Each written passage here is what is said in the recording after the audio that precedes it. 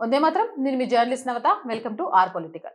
ఒక దేశాన్ని కూల్చివేయాలంటే కేవలం సరిహద్దులపై దాడి చేస్తే సరిపోదు. ఆ దేశంలోని యువత ఆలోచనను విషపూరితం చేస్తే చాలు. చేతిలో ఆయుధాలు లేకపోయినా మనసులో తీవ్రవాద భావజాలాన్ని నింపగలిగితే చాలు. ఇదే పాకిస్తాన్ కేంద్రంగా పనిచేస్తున్న ఉగ్రవాద సంస్థల కొత్త వ్యూహం. తాజాగా గుజరాత్ ఏటీఎస్ ఆపరేషన్ సమాధానం చెప్తోంది దీనికి సంబంధించి.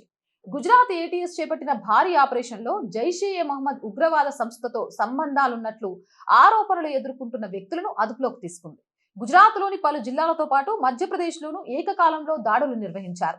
దర్యాప్తు సంస్థల సమాచారం ప్రకారం నిందితులు పాకిస్తాన్ లో ఉన్న హ్యాండ్లర్లతో సంప్రదింపులు జరిపినట్లు, తీవ్రవాద భావజాలాన్ని వ్యాప్తి చేసేందుకు ప్రయత్నిస్తున్నట్లు ప్రాథమికంగా గుర్తించారు. అత్యంత ఆందోళనకరమైన విషయం ఏంటంటే వీరిలో కొందరు సోషల్ మీడియా, డిజిటల్ వేదికల ద్వారా యువతను ప్రభావితం చేసేందుకు ప్రయత్నిస్తున్నట్లు ఏటీఎస్ చెప్తోంది. తీవ్రవాదం నేడు కేవలం తుపాకులతో చేసే యుద్ధం కాదు. మొబైల్ ఫోన్లు, టెలిగ్రామ్ ఛానళ్లు, సోషల్ మీడియా పోస్టులు కూడా తీవ్రవాద సంస్థలకు కొత్త ఆయుధాలుగా మారుతున్నాయి. దర్యాప్తులో కొన్ని లేఖలు, డిజిటల్ ఆధారాలు లభించినట్లు సమాచారం.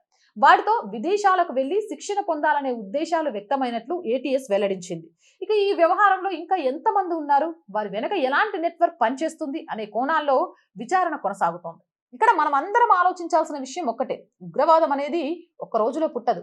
ముందుగా భావజాలం వస్తుంది, ఆ తర్వాత మానసిక బానిసత్వం వస్తుంది, చివరికి అది దేశ భద్రతకే సవాల్గా మారుతుంది. అందుకే భద్రతా సంస్థలు కేవలం ఉగ్రవాదులను మాత్రమే కాదు, తీవ్రవాద నియామకాలు, ప్రచారం, రాడికలైజేషన్ వంటి అంశాలపైన దృష్టి పెడుతున్నాయి. గుజరాత్ ఏటీఎస్ ఆపరేషన్ మరోసారి ఒక విషయాన్ని గుర్తు చేసింది. దేశ భద్రత అంటే కేవలం సరిహద్దులను కాపాడటం మాత్రమే కాదు, యువతను తీవ్రవాద భావజాలం నుంచి కాపాడటం కూడా అంతే ముఖ్యమైన బాధ్యత. దేశాన్ని కాపాడేది కేవలం సైనికులు మాత్రమే కాదు, అప్రమత్తంగా ఉండే ప్రతి పౌరుడు ఒక రక్షకుడే.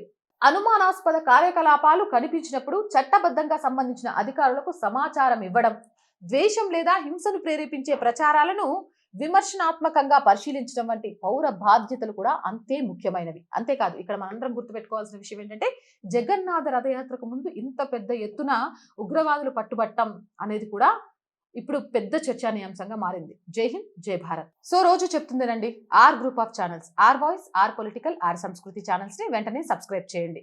కంటెంట్ బాగుంది అనిపిస్తే లైక్ చేయండి, షేర్ చేయండి. అలాగే ఆర్థికంగా ఆర్ వాయిస్ కి సపోర్ట్ గా నిలవండి.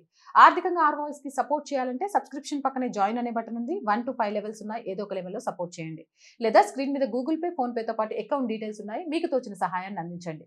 వ్యాపార ప్రకటనల కోసం 8328500576 నెంబర్ని సంప్రదించండి. జై హింద్, జై భారత్.